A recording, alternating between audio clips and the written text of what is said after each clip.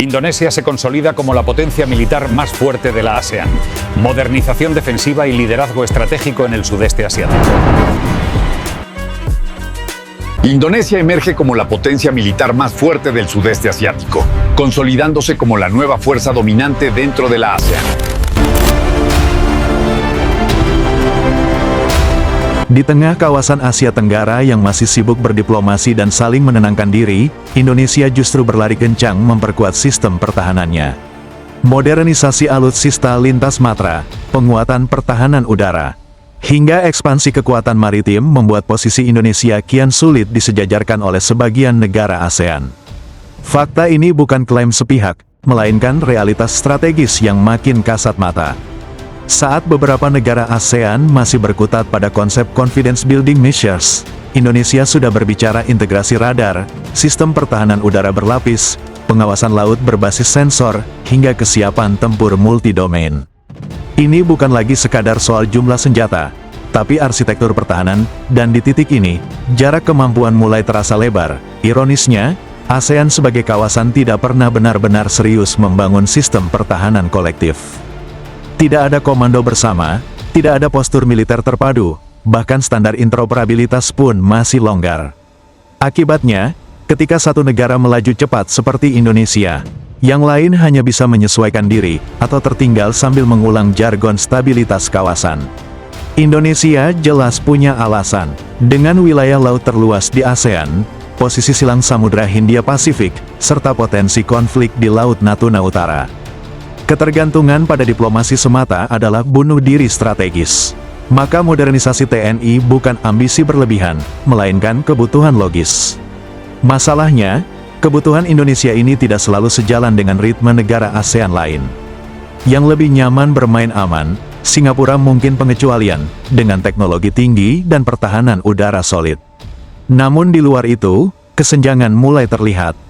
Ketika Indonesia bicara sistem pertahanan udara berlapis dan penguatan kemampuan anti-akses, sebagian ASEAN masih fokus pada patroli simbolik dan latihan gabungan yang lebih mirip panggung diplomatik ketimbang simulasi perang nyata.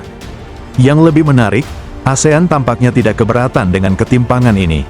Selama Indonesia tetap menahan diri, tidak agresif, dan tetap mengusung narasi stabilitas, maka keunggulan militer Indonesia dianggap aman. Tapi pertanyaannya sederhana, sampai kapan ketimpangan ini bisa diabaikan sebelum berubah menjadi ketergantungan keamanan? Jika tren ini berlanjut, satu hal menjadi jelas, Indonesia bukan lagi sekadar yang terbesar di ASEAN, tapi mulai menjadi tolok ukur pertahanan kawasan.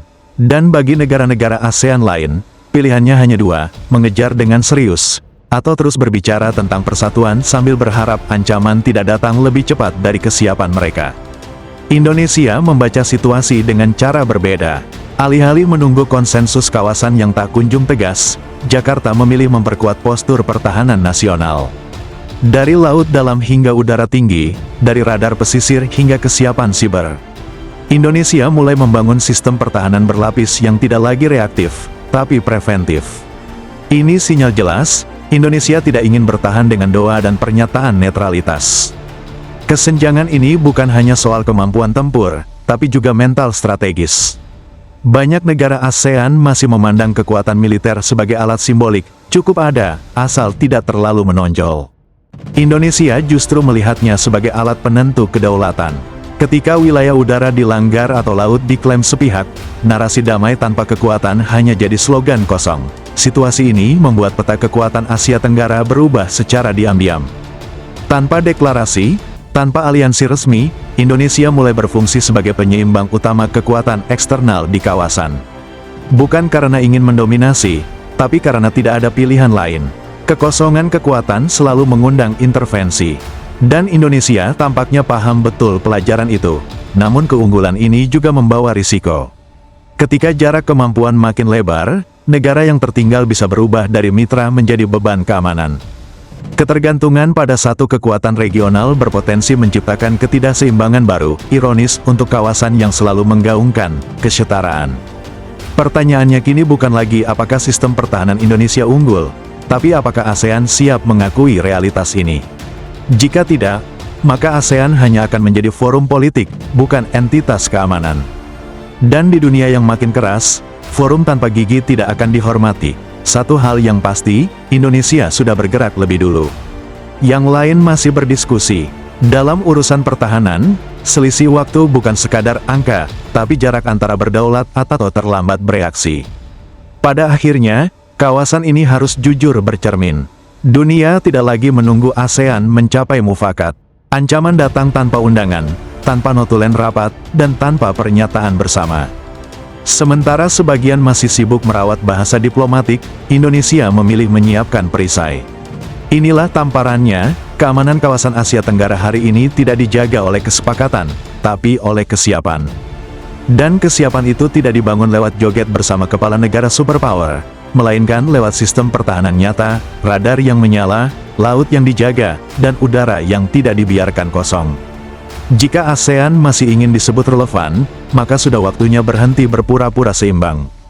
Karena di medan pertahanan, tidak ada rasa kebersamaan ketika rudal datang, yang ada hanya siapa yang siap, dan siapa yang menyesal. Jangan lupa like jika konten ini menambah wawasan, share agar diskusinya makin luas, dan subscribe supaya tidak ketinggalan analisis strategis berikutnya. Jayalah Indonesiaku!